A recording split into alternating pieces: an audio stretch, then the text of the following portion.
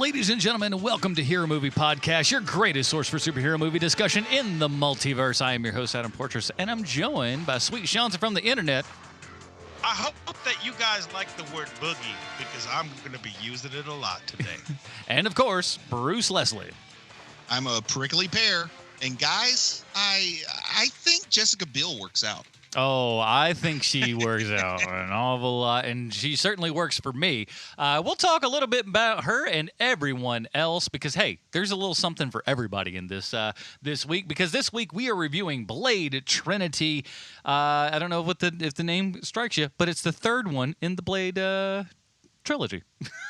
So they're actually using the names correctly, unlike the Star Wars movies. Or Fast and the Furious, where they're just like, who cares what we're going to name it? It's like there's 15 different things. It says something on the poster, it says something in the advertising campaign, and then it says something different on the title screen. So you don't even know. It's just your guess is as good as ours over here in the old Fast and Furious world. They don't fast and loose. That's what those guys are playing. Eventually, it's just going to be the number. Like, have you seen 12 yet? It's just called. Well, I mean, in the poster, they're doing like F9, and so like you're not far off. But you're saying they even drop they the would F. use the same naming mechanisms that that Friends does, where it's like the one with Jason Statham. Yes, that would be so effective, actually. Well, if anyone wants to go back and look throughout the show note history of Hero Movie Podcast, you'll find a very similar structure to how I start the show notes for every single episode. So, fun fact for you if you'd like to go back and check out what I write. I know not most. I love fun facts. Most people don't see it. Most people don't read it, but I put a little something in there every week. It's almost like an extra bonus for those of you that likes the reading. I don't like the reading, but somebody does. Adam's just about making stuff. You know, he doesn't need people to be listening or reading his stuff. He just needs to make stuff. I just gotta create. And you know how I create? Because I get a lot of energy. I get energy from people, and I get most of that energy over at patreon.com/HMP. Those lovely people are helping everyone here in the time of struggle. I have lost my job. Bruce is over on the corner. He's playing a harmonica, which he's not even good at, which is sad. And then, Sean, I don't need to tell you about the insurance industry. It's out the window. Just forget about it. And you can help all this out. I'm trying to train this monkey to grind this organ. Hey, listen. I understand. Up to your eyeballs training a monkey. You also have to make sure that he can steal watches, because that's a very important part of having a monkey around that he can go over and just be like, oh, look, I'm a cute monkey. Stolen watch. I own a monkey solely to protect me from poison dates. The weirdest part is of all of us, Bruce has had the most interaction with actual monkeys. You wanna? Have I ever told my monkey story? Oh, Blade Trinity, sit aside. We're going for a monkey story. All right. So I am too young to have remembered this. But when I was a toddler, my parents lived next door to a house that had a pet monkey. And for some reason, that monkey hated me. Hated me. And so there was a small fence that lined our yard. And so the monkey couldn't just immediately attack me. The monkey would try, but wouldn't attack me. And again, I don't know any of this. This is my mom's story about me. And so one day we're in the yard. My mom's putting laundry out. And the monkey sees me and immediately starts picking up small rocks and clothespins that are strewn about the yard. It starts throwing them at me. Just starts throwing them at me. And my mom's like, get away from him, you damn monkey. And picks me up and runs me into the house.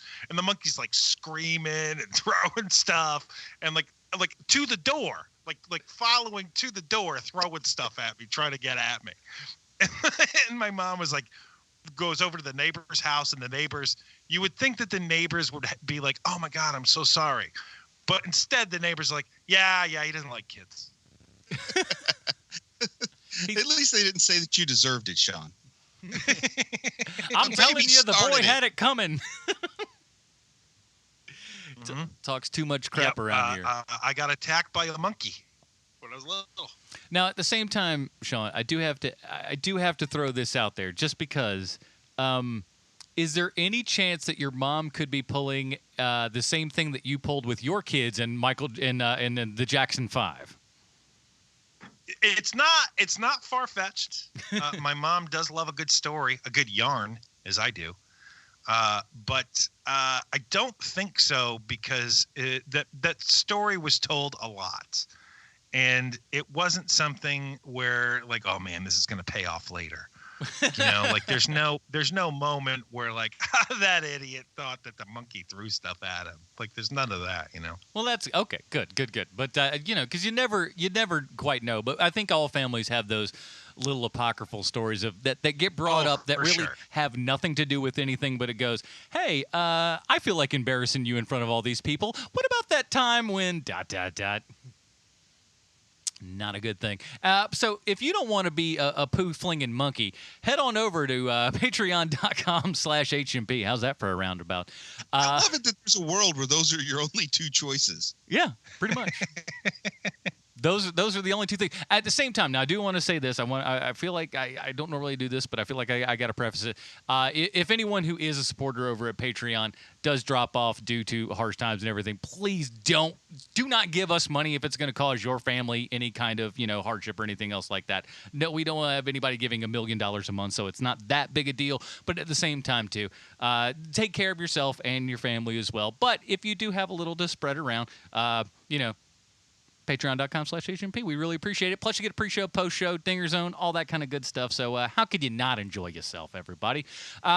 Speaking of enjoy yourself, let's go ahead and take a listen to the trailer for Blade Trinity. I have to ask you a couple of questions. What can you tell me about vampires? They exist.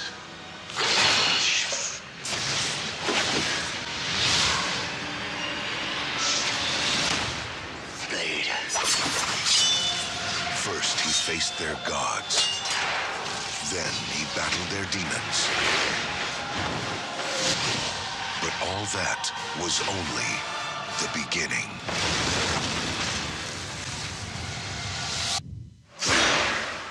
He's come back. Vampire final solution. You can't win this war alone. Who the hell are you people? My father meant for us to help you. Whistler's daughter. What the hell makes you think you know about hunting vampires? Just for starters, I used to be one.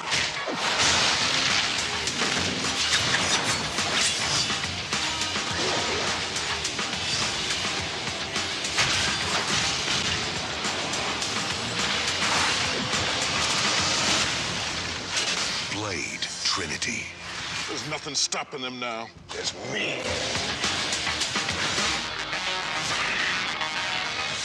Oh, yeah. That was a trailer for Blade Trinity. And let me ask you, you guys big Chemical Brothers fans or whatever the... Because if you're not, you may not enjoy the soundtrack to this year's program. John Williams, I'll tell you that. Not exactly, but let's get down to one of the important parts of this. Hopefully this thing works right. Oh, it's not. Quick, do it live. Oh, wait, no, there it is.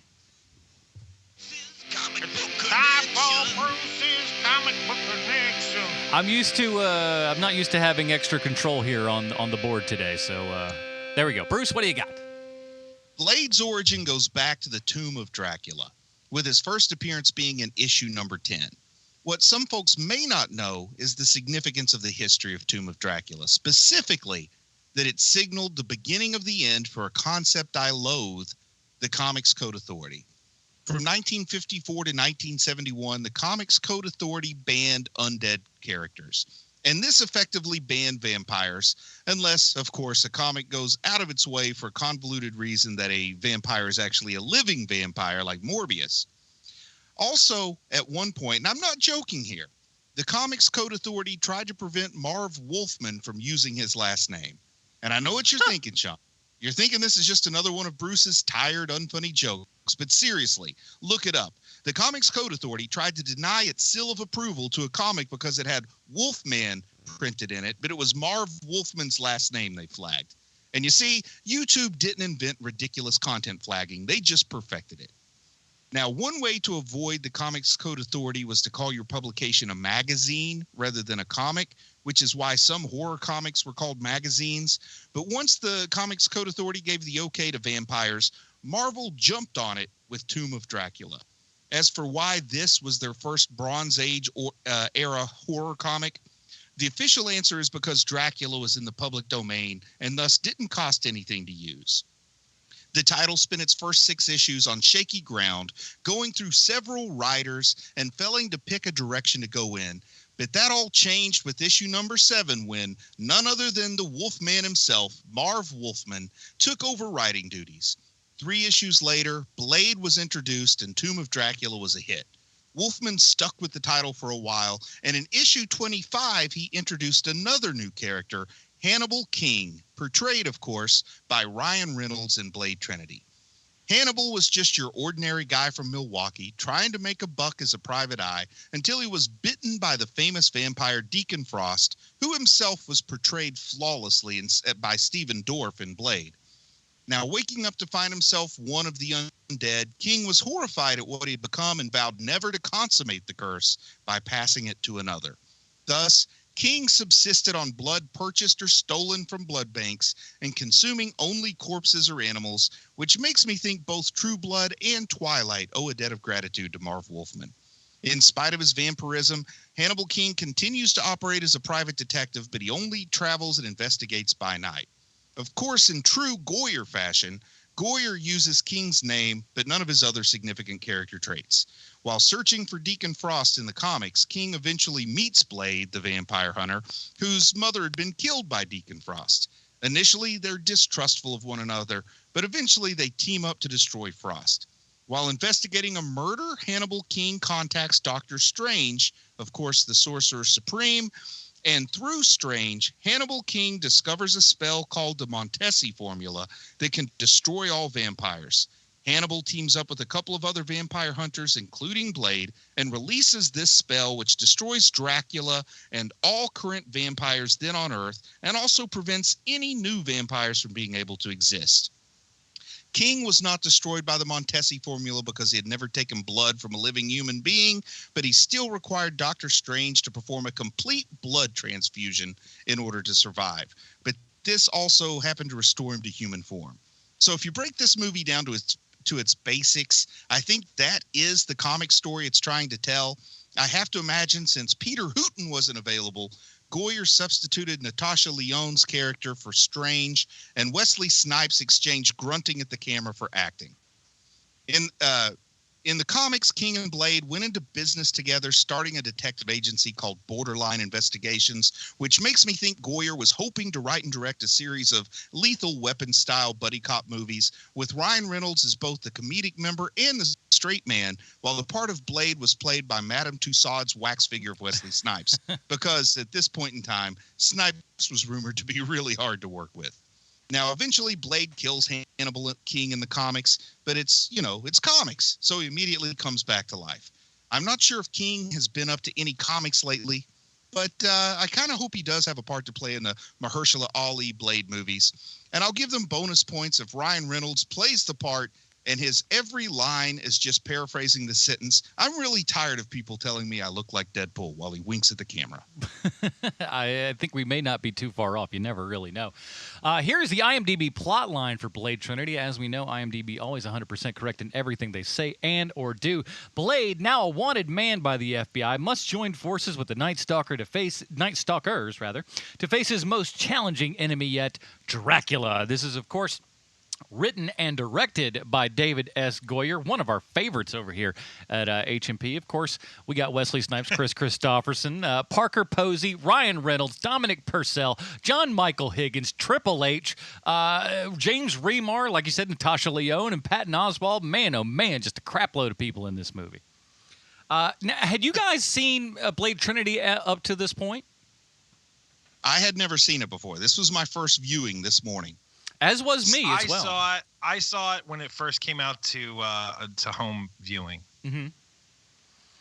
And so you kind of knew what we were in for here, Bruce. Based upon what we'd seen for the first 2 movies, what were you kind of expecting with this one? Well, I knew it was directed by Goyer, So I was expecting absolute garbage out of this movie. I'm going to go ahead and show my hand a little bit. It was a lot better than I was expecting. Yeah, I think I'm kind of in the same boat because I had heard so many awful things about it and about the production having, horrible things. We'll get into that later, I'm sure. But I guess I had such low expectations that, especially given Goyer, that this could be, anything but ridiculously bad. Sean, I mean, coming back to this, were you looking forward to it, or was it just kind of like, oh boy, here we go again? Well, I remembered hating it when I saw it the first time, and I think the reason why I couldn't stand it was because of Ryan Reynolds. Like, he talked way too much in the movie for my liking. Mm-hmm. And now, just because of the way that the entertainment is parsed out, now that you know that he's Deadpool and you know that this is kind of his thing, you're just used to it. I'd seen him in Van Wilder, and so I kind of knew what I was in for with him. Mm-hmm. But when you watch this movie now, it's basically a Ryan Reynolds movie. It's him and Parker Posey throughout this entire movie. Yeah, that's one thing. One thing that caught me off guard is I didn't know how big of a deal Ryan Reynolds was in 2004. Like, I couldn't quite think back and know where he stood, but I was surprised at how much it was pretty much the same formula Ryan Reynolds gives us today. So much so that I wondered if he was able to, like, go ahead and punch up his own lines. Does he improvise a lot? Is he like, Will Smith has his own guy, his own sort of ghostwriter that gets a pass on his lines in any script for a movie he signs on for. Was Reynolds already a big enough deal in 2004 to totally bring his brand to the movie? Because he totally does. I'm telling you, well, I don't know. I think what ended up happening, and this is just a guess here, is that because Wesley Snipes was just such an awful person to be around during this time, that they didn't get as much footage as they probably needed from Wesley Snipes, and so they had to pad the script a bit. And when you have a guy who's a motor mouth who can just talk and talk all day, that is where you get your footage from, is from that guy, is a guess. And none of it sounds like it comes from the same writer. You listen to his, just about every single thing that comes out of his mouth in this movie feels like it was like he's not writing a joke about a Hello Kitty tattoo on his butt. Like, that's not what Goyer's doing. Goyer doesn't do stuff like that, but there's so many things that you're just like, oh, Ryan Reynolds did all his own lines in this film. It's so clear to me. Either that, or maybe he already found his guy back then who's doing some of this for him. I don't know if it's just him, but he had already kind of defined his brand 16 years ago, which I didn't realize that had happened. So what, or you're thinking that maybe Ryan Reynolds is David Goyer's muse? I wasn't thinking about it that way, but you never know, maybe. But there is something about this, because this movie it did surprise me. And it's just because of what entertainment is like now, that like Ryan Reynolds is a way bigger name now than he was then, and so I think that's the biggest surprise. But there is something about this movie that we really need to touch on, because it was jarring watching this movie today, which is just how problematic this movie is. They could not make this movie now based on some of the lines coming out of people's mouths towards women. There is so much women bashing in this movie for a movie with so many great women in it. Yeah, it's shocking while watching it, where it was like, ooh man, it's like watching the first Bill and Ted's Excellent Adventure now, where you're like, ooh man, I can't believe they said that, things like that. It's that way now with this movie, and this movie isn't even that old. It's 15 years old? 2004. Yeah, what was the movie where Val Kilmer is a gay detective? Oh, Kiss Kiss Bang Bang. Yeah, like that one is not that old either, but definitely couldn't be made now. Yeah. You know what else shouldn't Go ahead. I'm sorry. Go ahead, Adam. Well, I was just gonna kind of continue on Ryan Reynolds here a little bit, because I feel like this is the thing that I don't know why I feel like I have to talk about this the most, because it is the thing that kind of distracted me more than anything else in here, is that Ryan Reynolds should never do anything more than like a 2-day stubble. because this facial hair is not working. His hair's not working. His makeup's not working. He's great, but everything, how they style him and what they have him look like here, he looks terrible. It looks like they tried to mess the with Carlin's dye. eyelashes. It's the dye. Yeah. I mean, the dye in his hair looks absolutely ridiculous. A little bit I also too much eye wonder makeup. why they felt they had to do that. I mean, they're not doing anything to be like faithful to any version of Hannibal King that came before. Like, why? Who decided that he had to have the black hair for this? Well, Jessica Biel's got kind of the brunette thingy going on here, so he has to go dark because he can't go too light. If you got too lights, it doesn't really work as well, I guess. I don't know. I say you make Patton Oswalt go dark and let Ryan Reynolds stay light. I want Patton Oswalt with a bleach blonde goatee. Oh man, yeah. I think that would actually work. Chris Christopherson. Can you guys guess who my favorite character in this movie is? Well, here's the thing, and I thought about this while watching it, because traditional logic with you would say Parker Posey's easily your favorite character in here. I don't know if I 100%, because she's super, super weird in this one, and I don't know if that takes away or adds to it for you. That's what I don't know. I think your favorite character is the Pomeranian. It is definitely Parker Posey. You are right. Okay. I love Parker Posey. One of the very rare cases where, she's a pretty lady, but I am not attracted to her. I just really love the performance. I just love Parker Posey. I think that she is a terrific performer. And in this movie, you can see it happen where she basically looks around her and goes, let's see, I got a professional wrestler. I've got a really good-looking British man who isn't a terrific actor. Wesley Snipes doesn't want to be here. You know what? I'm just going to take over. She does. She completely takes over this movie, and with good reason and for good reason, because she is the best part of these movies, of this movie to me. And I just enjoy a performance where you have someone who can play bat spit crazy as well as she can, and she does. And she's like, you know what? Usually I go to about like a 6 or a 7. I'm just going to crank it all the way up this time because, who cares? And then you add on all of the choices that they made for what her character wears and how she looks and everything. They even took that to 11. It's just like, let's make her look insane. Well, they try to tart her up, which is a massive mistake. Like, don't tart that lady up. Let that lady wear whatever she wants to wear. And she goes against that, which I love. I love that she's not playing like, look, I am the sexy vixen and I kill people with my sex. I mean, she does have a bit of that. But most of it's crazy. Most of it's just crazy. You're like, oh, yes. She is unhinged. Yes. And that's what makes this character so infinitely watchable to me. I just love her. I love Parker Posey. If I know that she's in something, I even gave Lost in Space season 2 a try because I did not like the first season.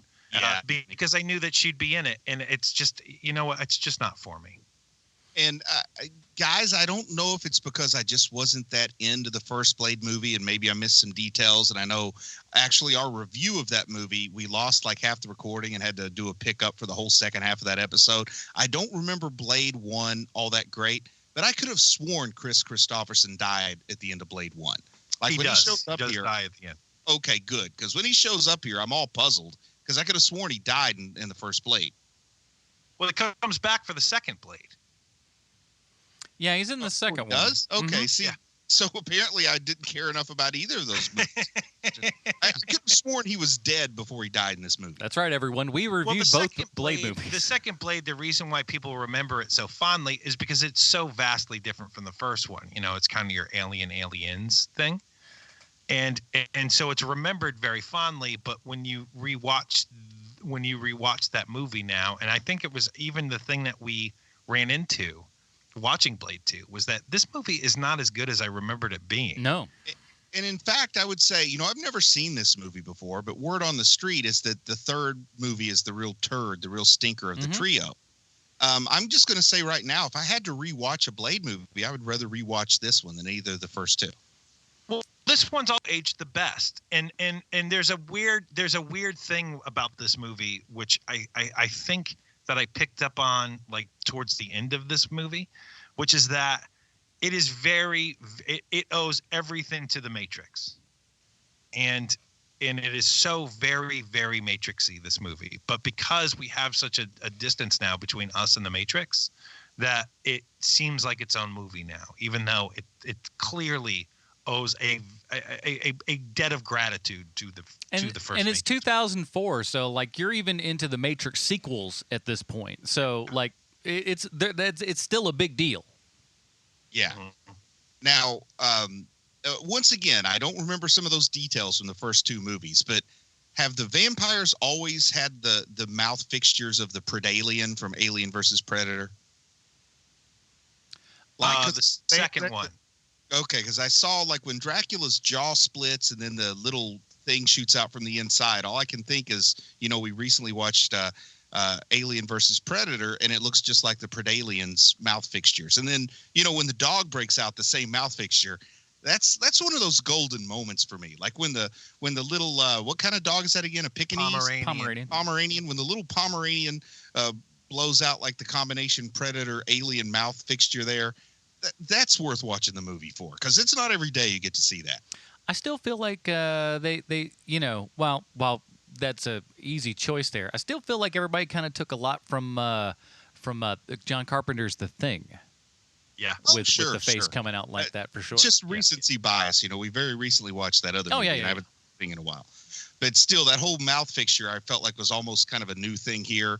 A whole lot more open flames in this movie than I remember from the first two. And that's a plus with me. I like the ridiculous, like stuff that would not burst into huge amounts of flames, burst into huge amounts of flames in this movie. And I kind of enjoy that. And that's one thing I'm going to say Goyer did right, was he didn't hold back on the pyrotechnics. Yeah, I mean, just like vampires getting stabbed and then blowing up into ash and everything. And even, they made a good point of it in the story of like, hey, this is great. The bodies are gone. You can't investigate and all this kind of stuff. I thought that was a really interesting thing. And you're right. They never let up on that. It just kind of continues. If anything, it increases throughout the movie. And it's great. This is the kind of movie where if a tricycle rolled down the hill and bumped into a fire hydrant, they would both burst into flames, and I like that. Yes, agree. Totally agree. And I know we're hopping all over the place here, but we need to talk about Wesley Snipes for a moment, if we can. Because at this point here, this is Wesley Snipes at his craziest, right? I mean, he's really starting to have financial problems and stuff right now during this era, like a lot of tax problems. And you got to keep in mind too that not only is he having all of the IRS problems that he's having at this point, but also with Blade 3 specifically and the Night Stalkers, it really does feel like if you're Wesley Snipes, it has to feel like, oh, they want to make a Night Stalkers movie without Blade. Mm-hmm. And so he's got to have a little bit of that going on also, where he's like, look, it is basically them trying to make The Fugitive without Harrison Ford. Yeah, no one wants that. And so he's got to feel a little bit of that. He's got the IRS all over him. You got to figure that he's probably early 40s at this point, so he's just trying to hold on to being a major movie star. And with all of these things happening all at once, then you have some of the greatest stories to ever come off set. The Patton Oswalt story of him working on Blade Trinity is one of the greatest things that you'll ever hear about movie making. And basically everyone else confirming that, yes, that is all true. That is literally what happened on the set, like things like that. No, go ahead, Bruce. I'm sorry. I'm despite his sort of lack of effort in the acting department and the stories that we hear about him just showing up to set when he wants to, maybe using firearms to remind Goyer whose name comes first on the poster, stuff like that. He's still, man, he looks great. Like if he were a photography model and you were just making like pictures of Blade for like posters and covers and stuff, he still strikes like a perfect Blade pose here. Oh, The he's haircut still is totally great. BA, man. Looks He's like all a over cartoon it. character, which is a good thing here. So he's still looking great. But a lot of the stories that surround Wesley Snipes and Blade Trinity, they have a lot of parallels to more recent stories about Vin Diesel on the set of Fast and Furious and old Hobbs and Shaw spinoff and how he felt about that. I'm kind of curious to see if he follows the same trajectory or not. Well, I like, just a couple for people that might not have heard, like a couple of the stories is like you said, Wesley would show up late whenever he wanted to, just absolutely reeking of marijuana. So he was just getting high, didn't care, didn't bother to remember his lines. And whenever he would have everyone on the set refer to him only as Blade, that's the only thing he would react to, which tells you he's a nutball. And then he would also not talk to people. He would just write on Post-it notes, give it to them, and sign all of them Blade. So that's the kind of things that Wesley Snipes stories like the Wesley Snipes stories from some other actors' stories, but I feel like he was accused of pulling a gun on David Goyer once too. I wouldn't be shocked. Listen, I mean, at this point, like I said, he's a loose cannon in the best of senses in this thing. So he's all over the place. You just like let Wesley do what Wesley gonna do. Yeah, he's definitely off his nut in this movie, and one of the sad facts of the matter is that in the first two movies, this side of Jackie Chan, I can't think of anyone who's doing their own stunt choreography as well as Wesley Snipes could do it. And then you get to this one, and you barely have Wesley Snipes in this movie because he just doesn't want to be there. As Patton has said, if you saw his face, that was a shot that he was there for. Every other shot that you don't see his face directly and everything was a stunt double. Yeah, I believe it. But when we get the shots, man, they are grade A shots when they're stationary. Oh, even when he's in the jail cell, in the interrogation room there and everything, just wearing his tight shirt, it's just like he still got it. I mean, dude still looks great and looks like he could just rip out of that chair at any second. He even looks great in that Dolomite movie. He still looks. Oh yeah, he still looks ripped. He is not. He's not actually aged. acting his backside off in the Dolomite movie. Oh, so good. He is the best part. Watching this movie, knowing all the behind-the-scenes history of it, but never having seen it, and I'm like, why did people even bother putting up with Wesley Snipes? Like, how does anyone get away with that in the workplace? And then I see him striking a few poses, and I'm like, okay, I get it. Like, I gotta admit, and there's nobody else. Also, your question answers itself because they didn't. I mean, what ends up happening is that you can behave poorly on a few sets, but if you continue acting poor, you're not going to get any work. And that used to not be the case, but it totally is now. If you are a very hard to deal with human being on set, you will not work. That's why I think Chris Christopherson's probably a hell of a guy because he keeps getting work and he's an awful actor. He always has been. He's not good. He's not a good actor. Okay, Alice doesn't live here anymore. Sure. I'll give you Alice doesn't live here anymore. The rest of it, no. What a great way of putting that, Adam. That is the funniest thing you've ever said, buddy. Thank you. Now, I have a question for you. We've already established Parker Posey, what she's doing here. We've talked at length here about Wesley Snipes and what he's given us. Ryan Reynolds, we weren't able to appreciate it then, but now when I watch, you can't. I've heard people say this is his worst performance, but you can't hate this performance and then love his performance in Detective Pikachu or Deadpool or no, because it's the same. Yeah. Exactly. He's Ryan Reynolds. That's just it. He's playing Ryan Reynolds, and again, like I said, there's a little bit of something for everybody in this movie. Yeah, pops that shirt off way too much more than it needs to be. There's even a scene in the middle where he's wearing a tank top. They go to the next scene where he's in the interrogation. That shirt comes off, baby. They're giving everybody a little bit of something. Is Jessica Biel good? Because I like her, but I don't know. Is she doing a good job here? Like all I'm doing, and I don't know why I'm making this specific comparison, but in my mind, I'm constantly just putting her side by side with Evangeline Lilly as the Wasp, and I'm deciding that I like Jessica Biel better, which is a weird, oddly specific thing to do.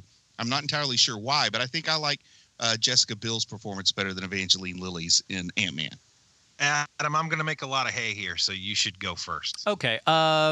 Jessica Biel, I'm not going to lie to you. That's in my wheelhouse. I don't think she's doing a great job here.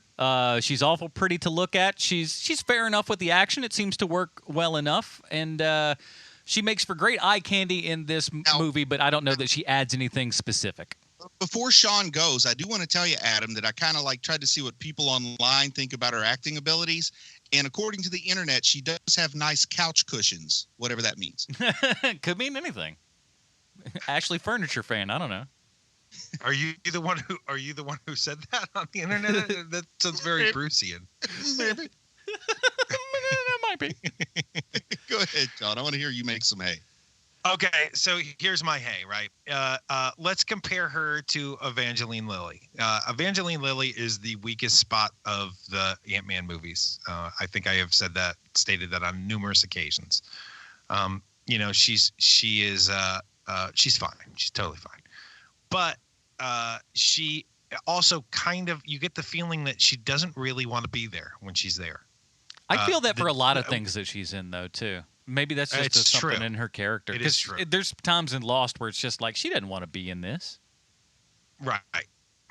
Or maybe it's just her Canadianness, where she's like, look, I'm too nice to be doing this right now. Like that kind of thing. Maybe. Who knows? But the difference between the biggest difference, I think, between Evangeline Lilly and Jessica Biel is that Jessica Biel, and this is my biggest problem with casting certain people in certain movies where you got to play the tough guy. I have no problem believing Jessica Biel could take out a 350-pound man. I just have no problem with it. When you see her physically, you're like, oh, that girl could totally take that dude down. They shoot her really well. There's no question. She's a physical specimen. Also, she can portray action very well. She's very good with action. I don't know about the acting. I don't think she's a very, very good actor. At the same time, but too, you don't though, they have didn't to do much acting in this movie. Yeah, they didn't give her much to work with. Right, that's also true. But and also, she's never rang the bell for me where you're like, oh man, she really is an actor. You know what I mean? Yeah. And this movie doesn't do anything to change my view on that. But what this movie does do is, and it does it very well, is what I call the Jennifer Garner, where Jennifer Garner totally looks like somebody who could take out a 350-pound badass, and so does she. And that is literally all she really needs to be in this movie, is just somebody that you believe is tough as nails and can take people down. And she's totally doing that in this movie. And so if we're comparing her to Evangeline Lilly's job in Ant-Man, then Jessica Biel wins this contest. And I'll admit, I don't think I did kind of a brief scan of her IMDb or whatever, but I don't think I've ever seen her in anything before. But I totally, absolutely know who she is, but I never watched Seventh Heaven. I never watched the movies that I saw right off the bat that she's been in. So I don't know if she's a good actress or not, but I thought she, considering she probably had next to no direction, she wasn't given a lot to work with. The movie that she's in, I thought she was pretty solid here. And plus, this is pretty early in her career, too, I would imagine. She is solid in this. Let me ask you this. Does David Goyer write a lot of good lady roles for ladies? Because I not that I can remember thinking back on his kind of filmography and everything. You had 2 words too many in that role, in that question. Well, he was trying to tiptoe around lady parts. Yeah. Oh, okay. I was just trying to be, I didn't. I'm like, what show am I on again? You did good. You did good, Adam. But I'm behind you. I know what you did. You're all right. All right, good. Here's the thing I'm going to say for my cup of tea, based on a sample size of 1, and I suspect there's probably some hoodoo behind the scenes, like maybe the DP was actually directing most of this movie or something along those lines. But I'm going to say Goyer is probably a better director than he is a writer.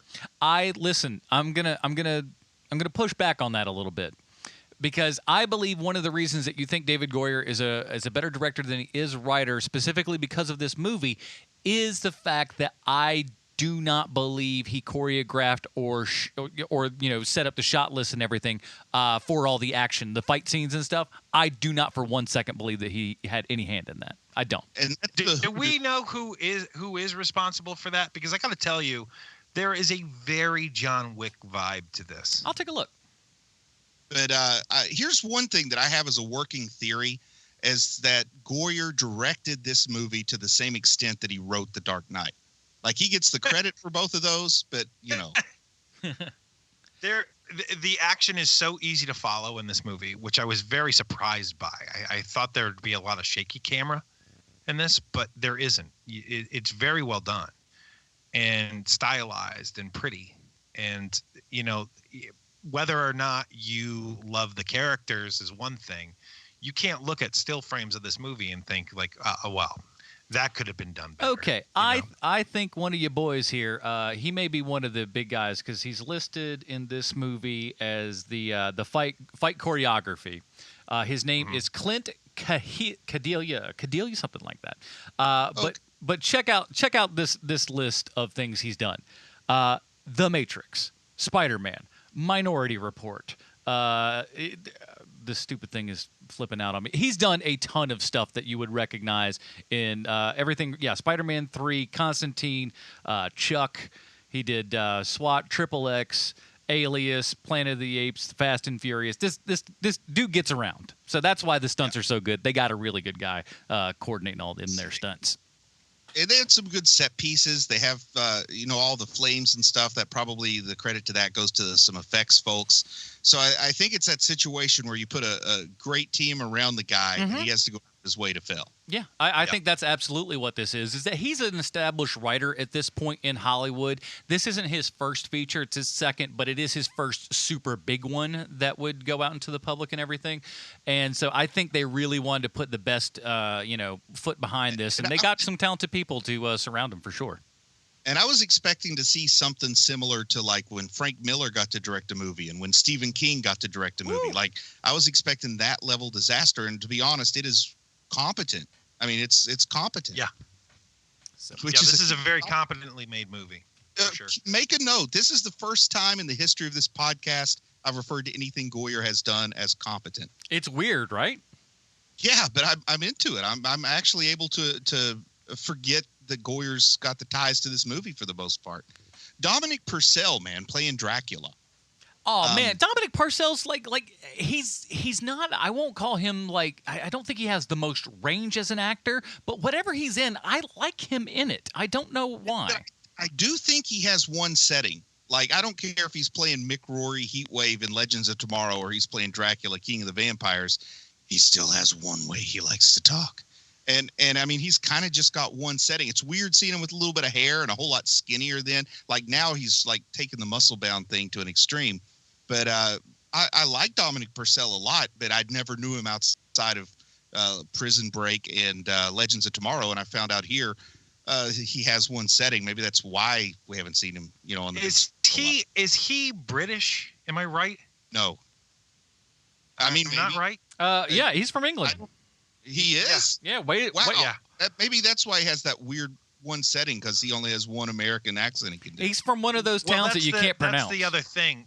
That's the reason why I bring it up is because a lot of British actors, when they have to do an American accent, they go one of two ways. They either start talking like this, or they start talking very nasally. And I like Gerard Butler's accent when he does American. I don't know what it is. And then the guy that plays Detective Lance on Green Arrow, they both have that same American cop accent. Like, they do the exact same one, which nobody talks like, but I love it when they do it. Right. Gerard Butler his American accent just sounds like he's always eating beef jerky. Yeah. I like to call it the cop accent, but that's what he's got. Just got a mouthful of jerky. What's the name of the guy? John Michael Higgins? Oh, man. John Michael Higgins showed up in this. Totally boogied in this movie. I love it so much. He's so great. I even love the introduction where we see his character. He's being interviewed on the news because he wrote a book called Human Health. And they're like, author of the book Human Health is here to talk to us about Blade, who we found out is killing people. Like, totally point A. It made no sense, but I was going with it because it's him. That's called a Goyerism. Yeah.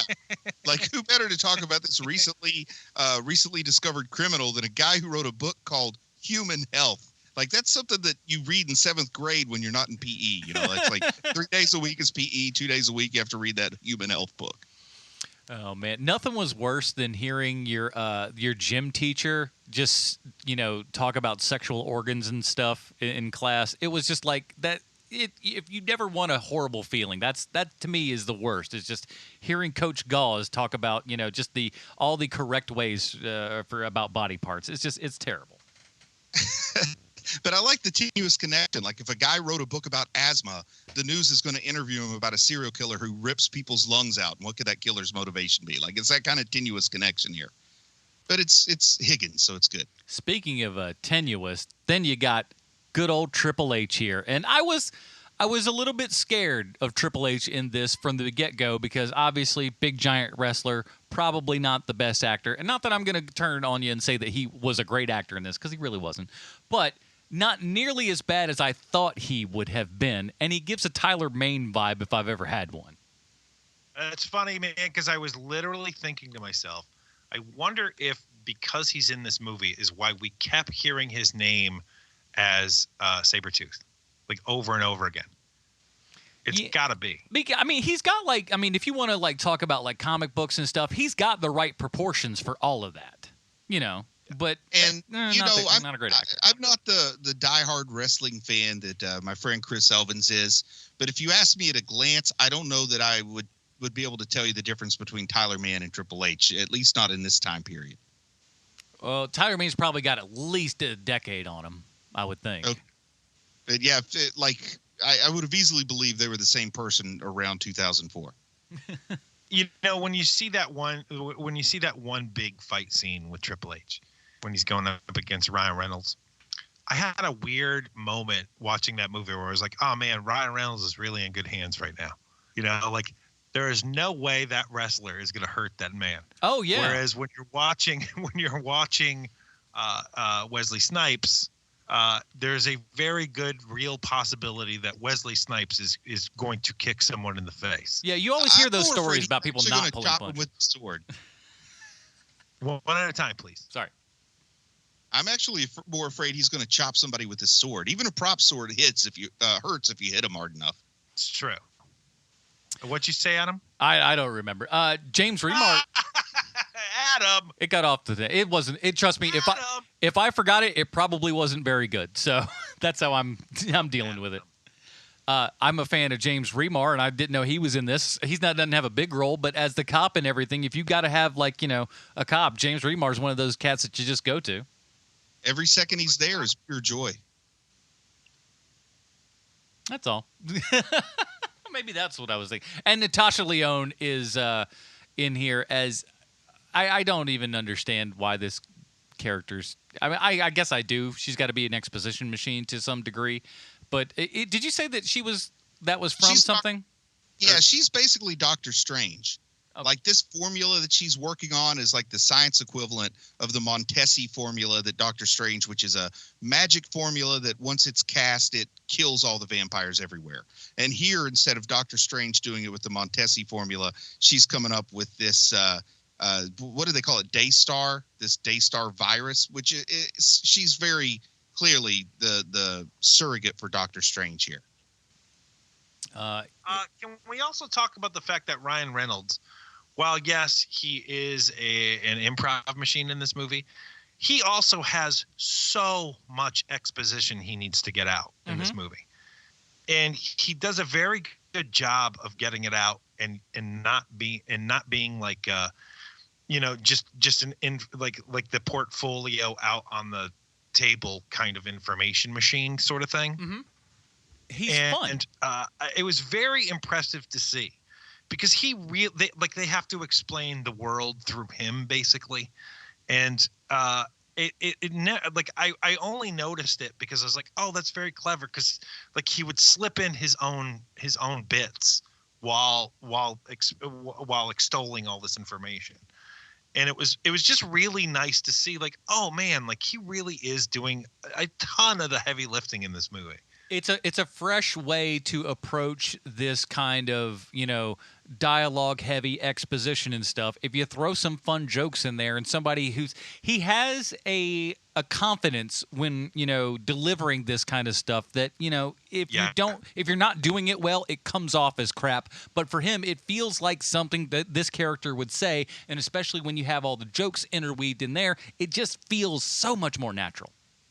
And I'm really liking the idea that one of you guys kind of suggested earlier, but Ryan Reynolds really just stepped up to salvage this movie. I mean, he kind of took this production on his back in a lot of ways. Yeah, it sure feels that way. It's his movie more so than Wesley Snipes, for absolute sure. Oh, and then we gotta talk Patton real quick here before we get into the final of everything. Go ahead. Patton's fantastic in this. I love the fact that he's but he even calls it out. He calls it out. The most fantastical part in all of this is that I'm whooping up on a 6-foot black man in basketball. And because that is the best, but and he doesn't. It's not the worst dribbling I've ever seen, but it's not great. But at least he dribbles exactly like Patton Oswalt dribbles in real life. Oh, I'm sure. At least the shot looked good. It looked like he, had at least decent form shooting. The dribble was it was middling, but the shot looked good. But I still don't believe for 1 second that that dude had 2 feet on him. He was gigantic. This gigantic man should have just went Dikembe Mutombo and just smacked it out of his hand and laughed. Now, there was a great episode of Benson, because I know when people tune in to hear about Blade Trinity, they want me to reference an episode of Benson, one of my favorite sitcoms from a long time ago. But there was an episode where Benson's nephew, who's 6'6", decides he doesn't care about education because he's going to play professional basketball. And then Benson introduces him to this accountant in the governor's office that looks very similar to Patton Oswalt. Maybe he's got a receding hairline, so somewhere between Patton Oswalt and Jason Alexander. And then the accountant takes the 6'6" youth to the basketball court and just whips his butt up and down the court for 20 minutes, and then teaching him a lesson. Look, you're not even good enough to beat me. You need to take school seriously, because even I couldn't play in the NBA. I like to think in real life, Patton Oswalt hustles the basketball court like that. Oh, that would be fantastic. I'd watch that movie, A New White Man Can't Jump, but with Patton. Tell me, see, it's starting to sound good, isn't it? Now you're thinking. Who would play Wesley Snipes' part, though? That's what's going to be the selling point. Listen, we know the answer to this. Is Mahershala Ali is going to be. Yes. That's it. You're already done. We're finished. I do like Kevin Hart, and you know it. Oh Lord, I do like him wearing a Fantastic Four shirt. I thought that was a fun little wink. Yeah, they actually have a copy of Tomb of Dracula in the movie itself here. Very cool little shout outs and stuff. I like that. I thought that was a lovely touch. But overall, and I think you're absolutely right with this was kind of at the right time and stuff, because for the most part, the CGI is not too bad. And also, look at this movie compared to there's no blood. Everybody bursts into flame. I mean, there's a tiny bit of blood. But compared to the first two, I feel like they really thought they were going to get a PG-13, but they couldn't get Wesley Snipes to quit saying MFer at the end of every sentence. Yeah, but part of it is that's kind of the charm of this stupid character is just the wanton cursing all over the place. I don't know. I like it. But outside of Wesley Snipes, everything else has that feel like this was the era when they started to try to crank ours down to PG-13. It's like everything except for Wesley Snipes feels like it's in a PG-13. Also, don't forget about the most spectacular special effect of this movie, which is that it feels like Wesley Snipes was there for the whole thing.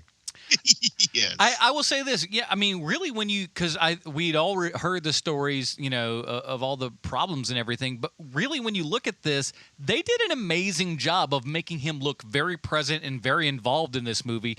Even when you're kind of watching it with that, scrupulous eye a little bit, you still go, they did a really good job just kind of, padding it out in all the right places. Yeah. Well, let's get down to it, boys and girls. We've talked about Blade Trinity for a while, but before we get to our final review, we do have to ask ourselves one of the most important questions anyone could ever ask themselves at any time of their life, especially in times like now, is how does this movie relate to Sylvester Stallone? Thank you, Adam. Let's boogie. Howard Blank was the technical advisor for Blade Trinity. I don't know why Blade Trinity would need a technical advisor. I was kind of hoping Howard Blank was some sort of vampire expert. if not pretending to be a vampire himself. So I was super disappointed to learn that he's just a dude who knows a lot about casinos. Why does there need to be a technical advisor about casinos in Blade Trinity when there's no casino in the movie? You got me, bro. But in 1985, Howard Blank was a PA on Rocky IV. And I can't believe I'm about to say this, but Rocky IV is the most successful of all the Rockies at the box office. Huh. And at the time, it looked like the Rocky franchise was never going to end. It was a halcyon time. Stallone was out of his mind, putting his girlfriend in movies while he was still married to someone else, taking all manner of drugs and being a massive pain in the ass on set and in real life. It was a time when all the good stories came out. They're just rumors, so I can't state them here, but even with a minor amount of digging, you can check them out. And some are great. The best story on the set of Rocky IV is that Carl Weathers and Dolph Lundgren absolutely hated each other, to the point that Carl Weathers walked off set and stopped production for 4 days until Stallone came in and brokered a peace agreement between the two men.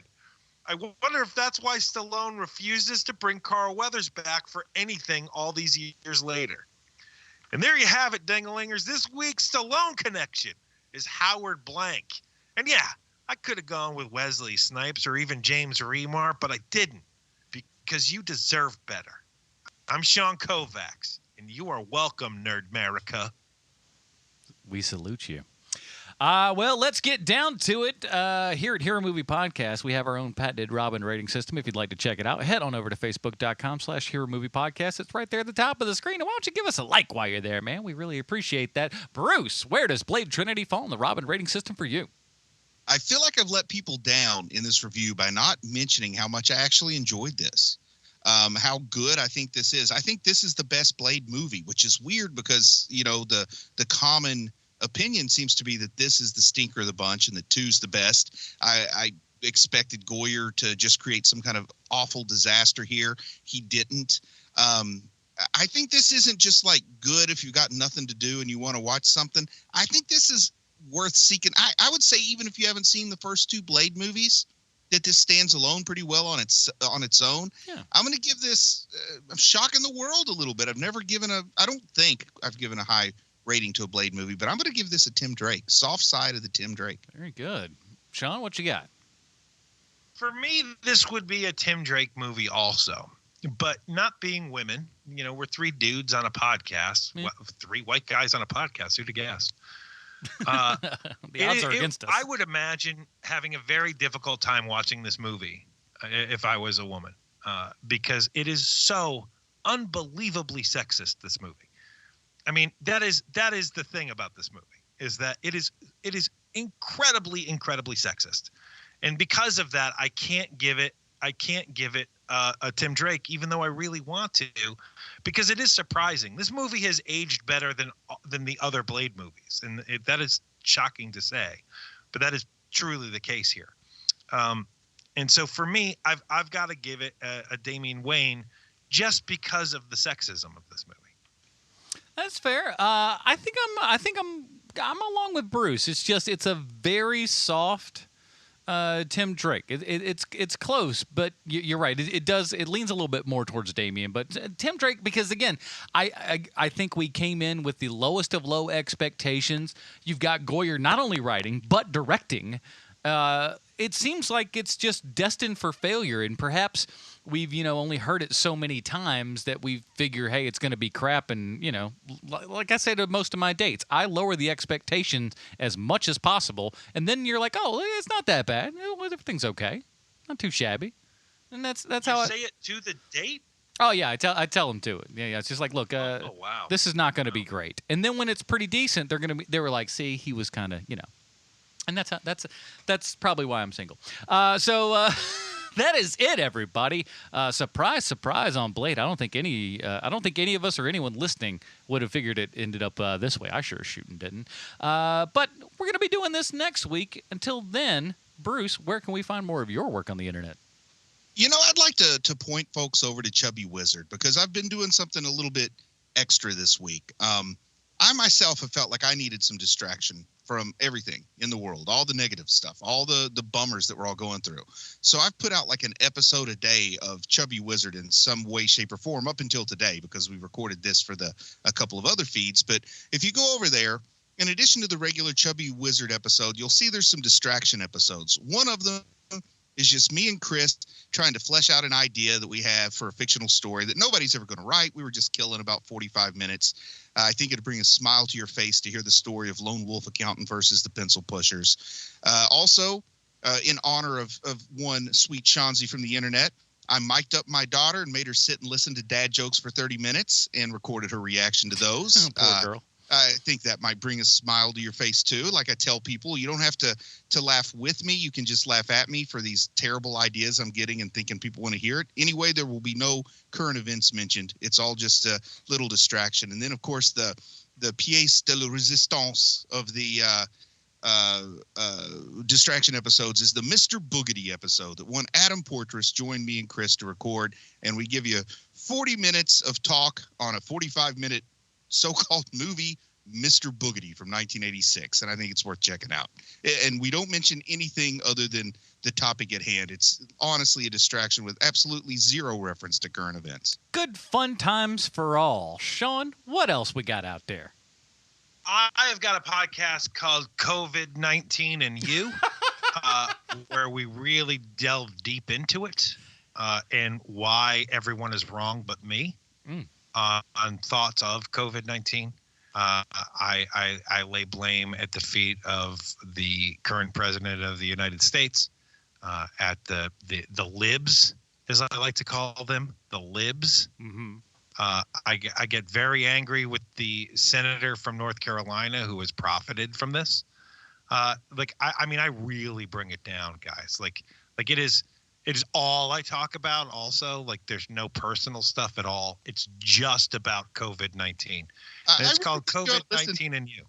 I really think you ought to check out that dad joke episode I did, Sean. It's called COVID-19 and You. A fantastical journey.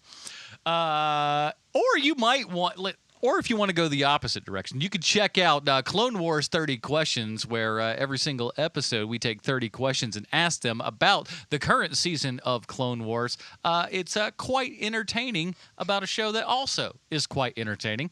The Film Find will be back very, very soon with myself and a special guest that hasn't been around in some time. So refresh your podcasting feeds for The Film Find. You'll be having more of that in the coming weeks and everything. So very fun. You're not saying the person's name on purpose? Kind of. I don't know. I just want to make sure that he's going to show up. If I'm quite honest. It's not yet I won't hold your feet to the fire. Thank you. So if he last minute to fill in, I'll know what happened. It's what you don't know is it's my ex-wife. No, that's not true. That would be oh my God, you poor bastard. Oh, but that's not the case. So, but do check out the Film Find, Clone Wars 30 Questions, all that good stuff. Links, as always, are in the show notes that like you might be reading now because we gave you that little thing at the top of the show. See, we're leaving Easter eggs all for you, man. So do check out that. Next week, Patreon. That's right. We haven't gotten all the movies together yet, but if you are a member and a supporter over at patreon.com/HMP, not only do you get the pre-show, post-show, as well as the massive Dinger Zone, it's amazing, you also get to vote on a movie that we review every single month, and those movies will be up on Monday for all of you Patreon supporters to vote on. And we'll do whatever you guys say because we're working for you, even during these tough times. So that is it, everybody. Join us next week when we're doing our Patreon exclusive. For Sweet Shanzi from the internet, Bruce Leslie, I'm Adam Portrais. Stay super, everybody. Bye, Marty.